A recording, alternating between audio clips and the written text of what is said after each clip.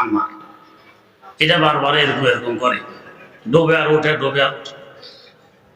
আহলে হাদিস বলে তাশাহুদের সময় আঙ্গুলের সুন্নাহ বানায় উপরে আর নিচে ডোবে আর ওঠে, ডোবে আর ওঠে, তামাশা। হাদিস শরীফে আছে আঙ্গুলকে হুজুর নাড়া দিয়েছেন, উঠাইতে এবং নামাইতে, এটা নাড়া করবো না, এই নাড়া উদ্দেশ্য।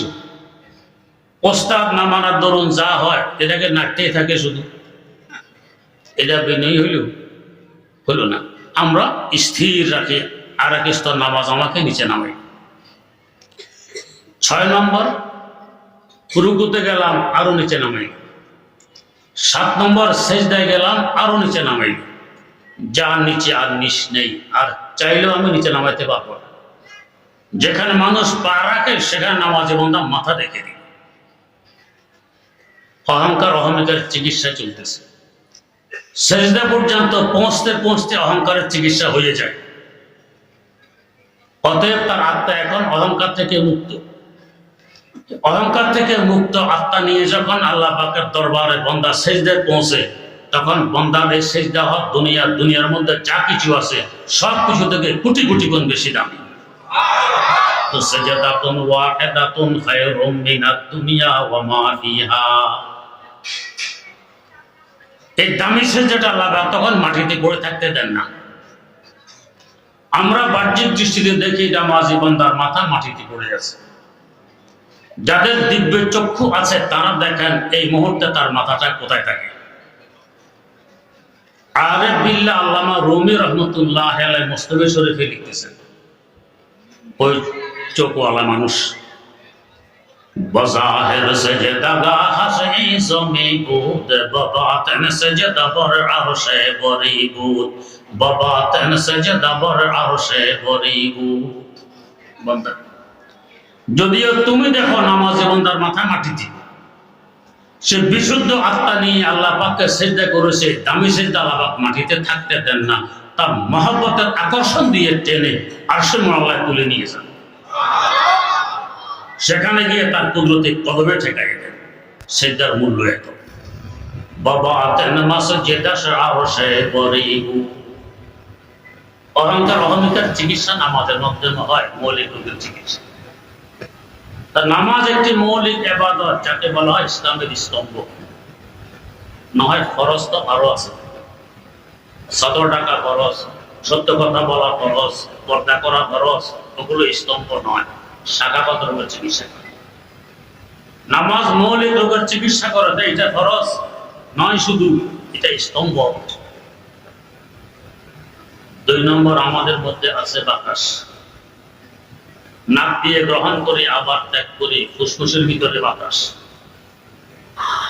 বাতাসের স্বভাব কি? পরিচিতি। যে যত বেশি ঘোরে তার পরিচিতি তত বেশি হয়। আপনি যদি কামরার ভিতরে দুয়ার জানলা বন্ধ করে বসে থাকেন, জীবন বের না হওয়ার তো চিন্তা আপনাকে চিন্তা হলে গুঁড়া লাগবে। বাতাস সবসময় ঘুরে, স্থির কখনো থাকে না। পরিচিতি বেশি, সবাই চিনে এটা বাতাস।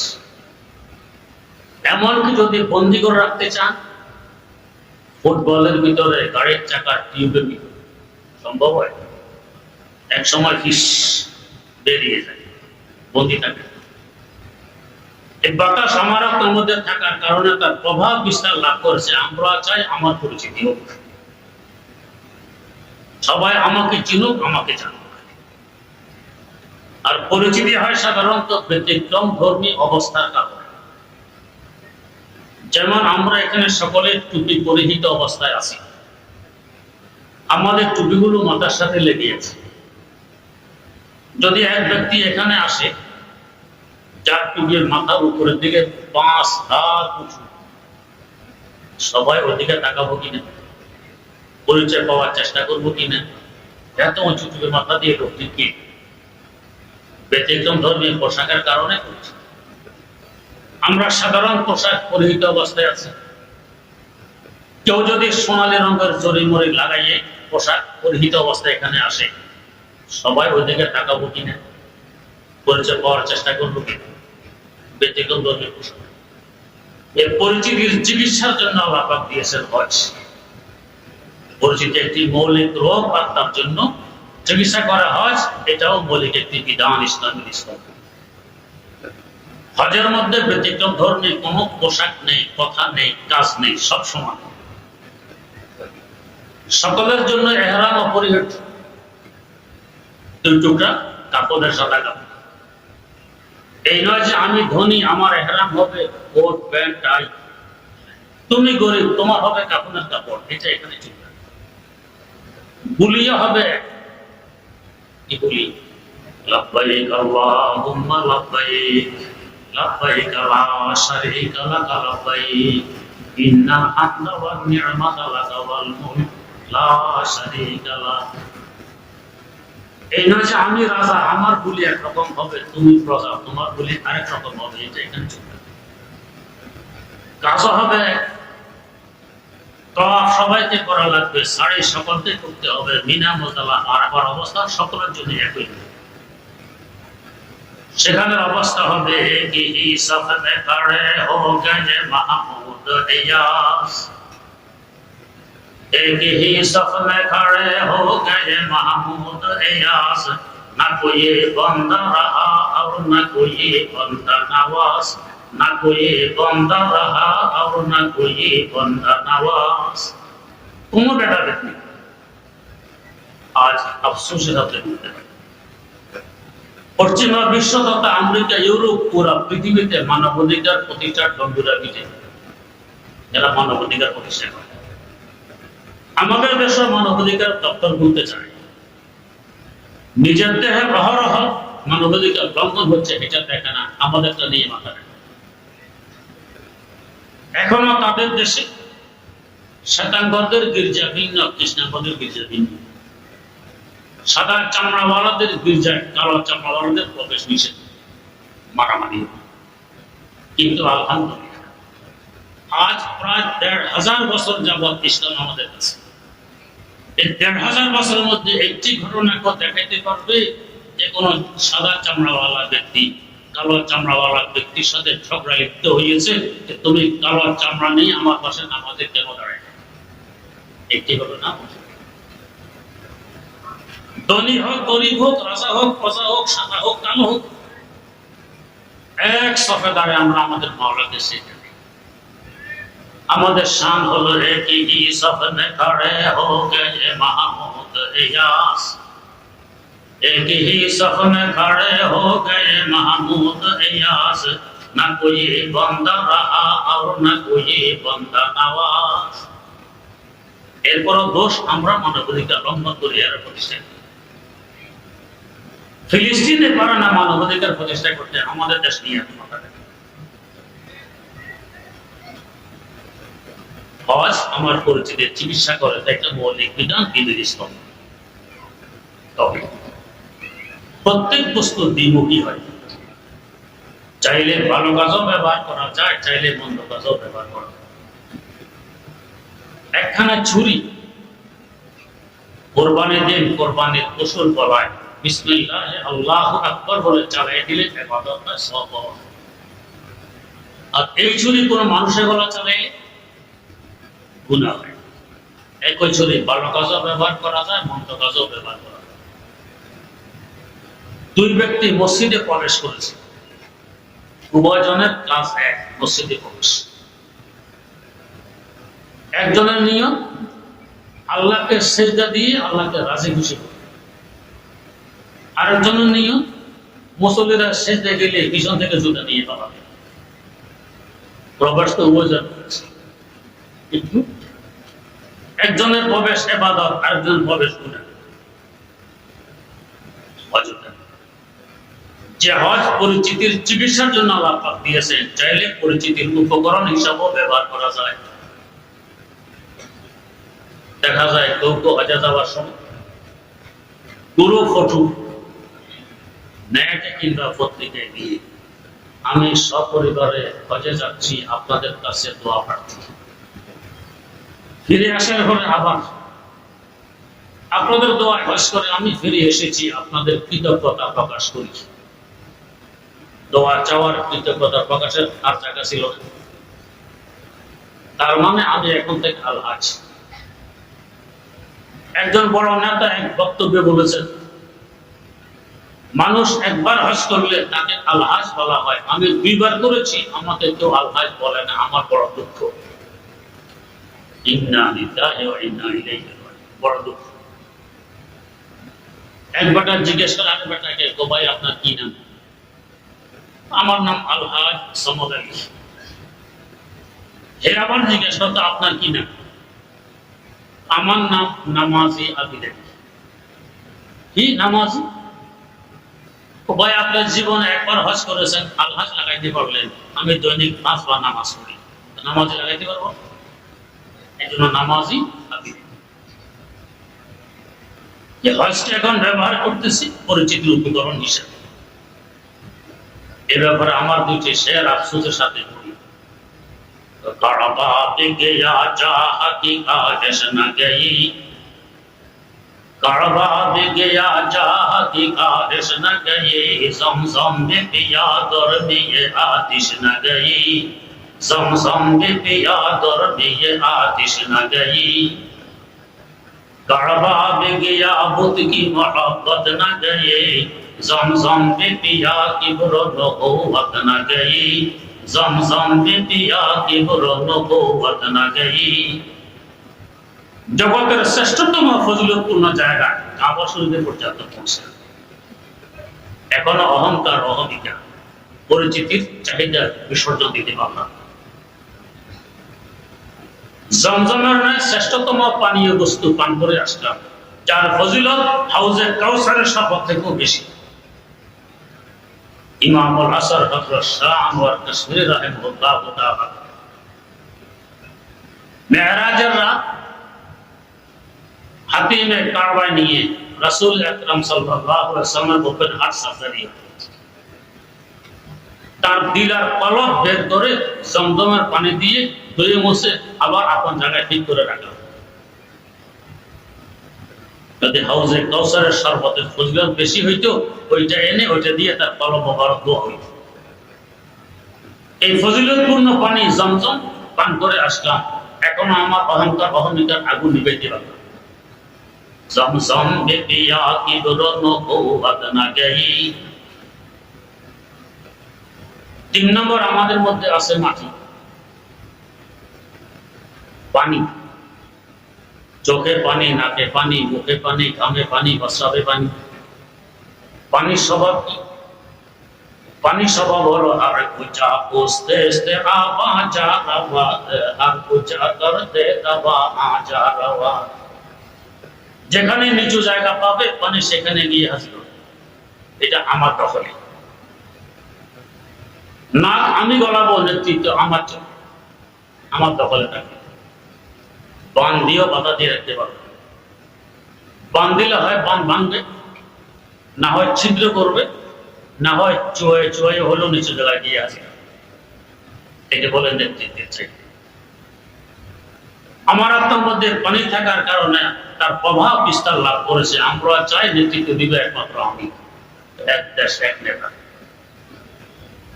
হুকুম চলবে একমাত্র আমার, সব থাকবে আমার মুঠের ভিতরে, নাক গলাবো আমি, অধিকার আর কারণে। আত্মার একটি মৌলিক রোগ, এই রোগের চিকিৎসার জন্য আল্লাহ পাক দিয়েছেন রোজা। রোজা খায়েশ মিটায়, চাহিদা মিটায়। গরমকাল দুপুর বেলা প্রচন্ড পিপাসা, ফ্রিজে ঠান্ডা পানি আছে, শরবত আছে। রোজা বলে খবরদার, এই খায়েশ মিটানো যাবে না, এই চাহিদা পূরণ করা যাবে না। তুমি রোজাদার, সূর্য অস্ত পর্যন্ত তোমাকে অপেক্ষা করা হয়, ধৈর্য ধরতে হবে। লম্বা দিন, বিকেল বেলায় খুব ক্ষুধা, সুস্বাদু খাবার পাকানো আছে, চাইলে পেট বোঝাই করতে পারে। রোজা বলে এই কাজ করা যাবে না, এই খায়েশ মিটানো যাবে না, এই চাহিদা পূরণ করা যাবে না। তুমি রোজাদার, সূর্য অস্ত পর্যন্ত সবার করা লাগবে, ধৈর্য ধরা লাগবে। নেতৃত্বের খায়েশ মিটায়, চাহিদা মিটায়। রোজা হলো দিনের একটি স্তম্ভ। 4 নম্বর আমাদের মধ্যে আছে মাটি। মাটির স্বভাব কি? শামসে जो मेरा समीरा धर्म कर दे बसमी जुमला हद सहारा बकोर ওয়াসমে জুমলা হাদস আরাব কো বাকি সবার যা পায় হজম করে নিজের বানাই নেয়, সব হবে আমার। এমনকি ময়লা আবর্জনা পায়খানা প্রস্রাব পর্যন্ত এটাও মাটি হজম করে মাটি বানায়, এটাও আমার, এটাও ছাড়বো না। আমার আত্মার মধ্যে মাটি থাকার কারণে তার প্রভাব বিস্তার লাভ করেছে। আমরা চাই সব হবে আমার। এক দুনিয়াও যদি হয় আরো এক দুনিয়া হয়, এই লোভ কখনো শেষ হওয়া নয়। তাসায়ে চশমে হারি সাফর নাশদ তাসাদফ কানে নাশদ পরদুর নাশদ তাসাদফ কানে নাশদ পরদুর নাশদ। এমন মানুষও আমার সামনে আছে, ছেলে নেই, মেয়ে নেই, স্ত্রীও মারা গেছে, সে একা। চাঁদাবাজি বন্ধ নেই, জবরদখল বন্ধ নেই, 8 তলা বিল্ডিং 2টি বানাইছে, আরো বানানো লাগবে। কে থাকবে? আল্লাহ। মাটির প্রভাব বিস্তার লাভ করেছে, তাই এই লোক উল্টা বস্তু দিয়ে চিকিৎসা করতে হয়। লোকের চিকিৎসার জন্য আল্লাহ পাক উল্টা বস্তু দিলেন যাকাত। লোক বলে সম্পদ আমার দিকে আসুক, যাকাত বলে বিপরীত দিকে যাবে। যাকাত দিলে আমরা দেখি সম্পদ কমে, আমার আল্লাহ বলেন সম্পদ বাড়ে।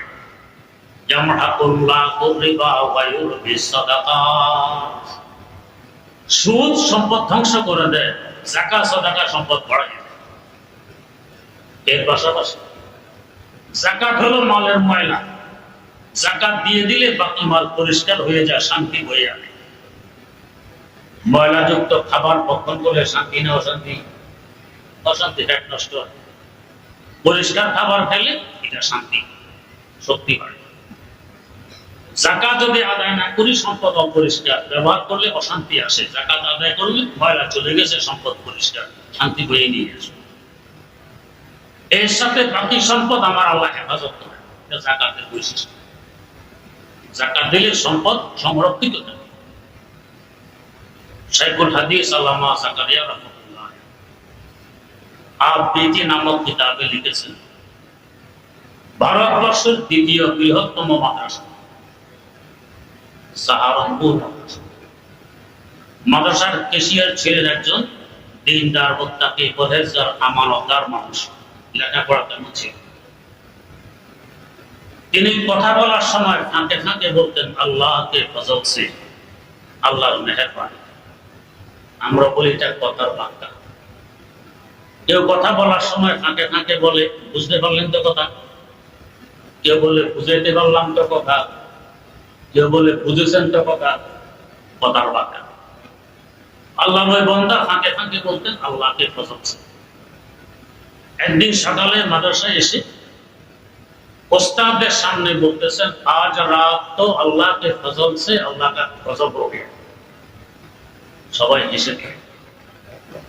আল্লাহর মেহেরবানিতে গজব হয় কিভাবে? মেহেরবানি তো রহমত আসে, গজব তো হবে গোসায়। আল্লাহকে ফজল সে তার কথার বাক্যা, বাস্তব কথা তো আল্লাহকে গজব হো গয়া। একসাথে মিলানোর কারণে এখন বিপরীতমুখী হয়ে গেছে। আজ রাত তো আল্লাহকে ফজল সে, আল্লাহ কা গজব হো গয়া। ওস্তাদরা হেসে দিলেন, জিজ্ঞেস করলেন এসে আল্লাহকে ফজল সে, আল্লাহ কা গজব হো গয়া, কিভাবে আল্লাহর মেহেরবানিতে আল্লাহর গজব হয়ে গেল? बोलतेसन मैं सोया हुआ था, खटखट आवाज से मेरी नींद टूट गई।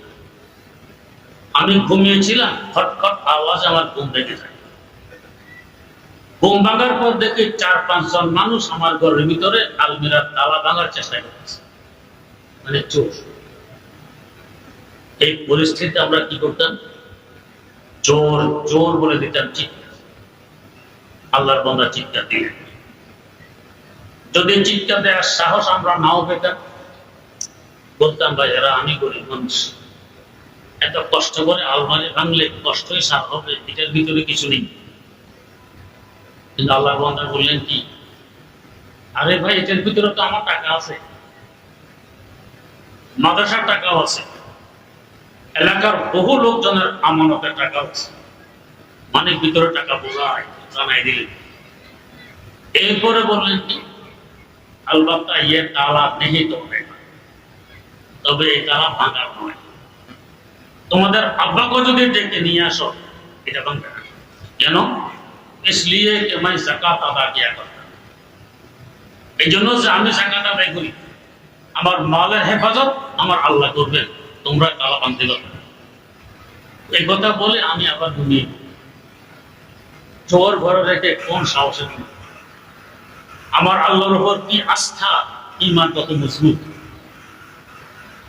ভোর রাতে ঘুম থেকে উঠে দেখি এরা এখনো তাদের চেষ্টায় অব্যাহত আছে। আবারও এই কথা বলব, আরে ভাই ইসলামের পয়সা, হ্যাঁ মাদ্রাসাকে দিয়ে পয়সা, এটার ভিতরে আমার টাকা আছে, মাদ্রাসার টাকা আছে, এলাকার বহু লোকজনের আমাদের টাকা আছে, মানে টাকা বোঝায়। আলবাত্তা ইয়ে তালা নেই তোমরা যত চেষ্টা করো এই তালা ভাঙতে পারবে না। তোমাদের আব্বাকে যদি ডেকে নিয়ে আসো এটা পারবে কেন, इसलिए कि मैं ज़कात अदा किया करता हूँ, আমি জাকাত আদায় করি। এই কথা শুনিয়ে দিয়ে আমি চলে গেছি মসজিদে নামাজ পড়তে। চোর ঘর রেখে কে মসজিদে যায় চিন্তা করতে, কি আস্থা আমার আল্লাহর উপরে, ঈমান কত মজবুত। আমি জাকাত আদায় করি, আমার সম্পদের হেফাজত আমার আল্লাহ করে। নামাজ কালাম পড়ে সকালে ঘরে ফিরে দেখি এরা নেই। আমার তালাও ঠিক, আলমিরাও ঠিক, টাকা পয়সাও ঠিক, নিচে পারে। এই সংবাদ দিতেছেন আজ রাত তো আল্লাহকে ফজল সে আল্লাহ কা গজব हो गया। যাকাত দিলে সম্পদের হেফাজত আমার আল্লাহ করে, সাথে সাথে আমার আত্মার মৌলিক রোগের চিকিৎসা হবে। তো নিজে নিজে চিকিৎসা করতে গেলে অনেক সময় হিতে বিপরীত ঘটে। বিজ্ঞ চিকিৎসকের মাধ্যমে চিকিৎসা করলে বেশি উপকৃত হওয়া যায়। কয়েকদিন আগে আমার ড্রাইভার দাঁতের ব্যথা, ডাক্তারের কাছে গিয়ে দাঁত তুলে আসছে। দাঁত উঠানোর জন্য তো ইঞ্জেকশন করছে অবসর, ঘরে এসে দেখে এখনো রক্ত বন্ধ হয়নি। নিজে নিজে চিকিৎসা করছে, তুলাতে স্যাভলন দিয়ে দাঁতে নিচে রেখে চাপা দিয়ে বসে আছে 10 মিনিট। এখন তো অঙ্গ অবস্থার পাইনি কি হচ্ছে। অবর যখন শেষ হয়ে গেছে, এখন দেখে ভিতরে চামড়া করতে সব জ্বালাই আছে। না ভাত খেতে পারে, না পানি পান করতে পারে, না কথা বলতে পারে। কি দোষ, এই কষ্টে বেচারা না খাইয়া এত দুর্বল হয়ে পড়ছে যে হাঁটতেও পারতেছে। যদি বিজ্ঞ ডাক্তার মাধ্যমে চিকিৎসা করায় তো ডাক্তারের জীবনে দিত তুলা স্যাপলো দিয়ে তাতে চাপাতারও বসে দিত। এই চিকিৎসাগুলো বিজ্ঞ ডাক্তারের মাধ্যমে করলে ফল বেশি হাতে আসে। কলিকাতা এক ব্যক্তি সুন্দর নামাজ পড়ে, মানুষের কাছে প্রসিদ্ধ লোকটি সুন্দর নামাজ পড়ে। এমনকি দূর দরাজ থেকে মানুষ তাকে দেখতে আসতো, লোকটি সুন্দর নামাজ পড়ে। একদিন হাকিমুল উম্মত মুজাদ্দিদুল মিল্লাত হযরত শাহ আশরাফ আলী থানভী রাহমাতুল্লাহ আলাইহি কোন কাজে কলিকাতা আসেন। তারও কৌতূহল হইল আমিও লোকটিকে দেখে আসি, সুন্দর নামাজ পড়ে। লোকটি নামাজ পড়তো কলিকাতা আলিয়া মাদ্রাসার মসজিদ।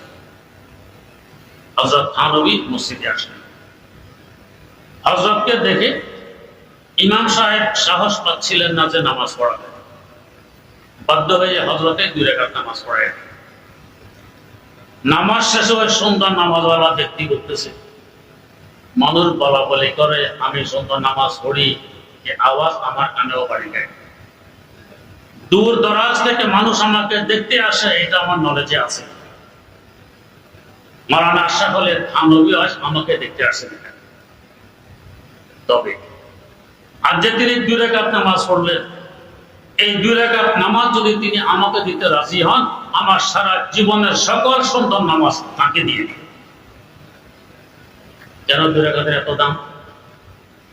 তাকে জিজ্ঞেস করা হলো, তো মোকাম্মল আজ কামালে কি সিতি, তো মোজাম্মল আজ জামালে কি সিতি, তো মোজাম্মল আজ জামালে কি সিতি। ও আশরাফ আলী, দাওরায়ে হাদিস তুমি পড়েছো, আমরাও পড়েছি। যে সকল কিতাবাদি তুমি পড়েছো, আমরাও পড়েছি। তোমার দ্বারা হেদায়েতের এত কাজ হচ্ছে, এত কিতাব তুমি লিখতেছো, আমাদের মাধ্যমে এত কাজ হয় না, এত কিতাব লেখা চলে না, ব্যবধান কোথায়? জবাব দিলেন, মাম মুকাম্মাল আজ কামালে হাজিয়াম, মাম মুজাম্মাল আজ জামালে হাজিয়াম, মাম মুজাম্মাল আজ জামালে হাজিয়াম। ও প্রশ্নকারী, এগুলো আশরাফ আলীর কৃতিত্ব নয়, আশরাফ আলীর পীর মুর্শিদ হাজী সাহেব হুজুরের জুতার তুলার বরকত। সাইয়্যিদুত তায়েফা হযরত হাজী ইমদাদুল্লাহ মুহাজিরে মক্কি রাহিমাহুল্লাহু তাআলা জুতা সোজা করা আশরাফ আলীর ভাগ্যে জুটেছিল। তার জুতার তুলির বরকত, আশরাফ আলীর মাধ্যমে এত কাজ হচ্ছে। তার জুতা সোজা করা তোমাদের ভাগ্যে জোটেনি, তোমাদের মাধ্যমে এত কাজ হচ্ছে না। মুকাম্মাল আজ কামালে আজিয়াম, মুজাম্মাল আজ জামালে আজিয়াম।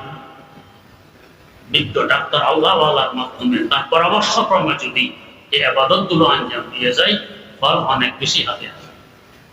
আল্লাহ রাব্বুল আলামিন আমাদেরকে এমন একজন বিজ্ঞ রুহানি ডাক্তার মিলাই দেন, যার মাধ্যমে সহজে আমরা আপনার চিকিৎসা করে উভয় জাহানে ধন্য হতে পারি। সুবহানাল্লাহি ওয়া বিহামদিহি, সুবহানাকাল্লাহুম্মা